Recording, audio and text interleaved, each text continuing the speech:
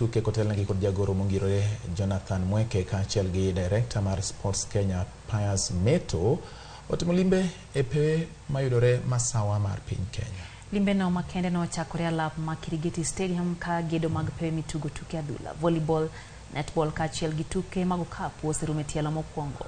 Elap machielo mane otimie limbe en mar Karatu Stadium mayudore e chuny kar chung od bura mag Gatundu South kama gedo nochung nikech rema mar chulo kambi magedo.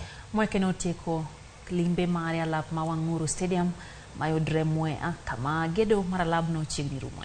Gedo mar alap no igeno ni biro rumo dweche 3 mabiro kendo ibiro kete lwet sirikal mar kaunti ma Kirinyaga. This stadium is going to open up this place economically. It's going to add to the GDP of Mwea because it has a capacity of 15,000 people. And those 15,000 people is not going to be only people from Mwea.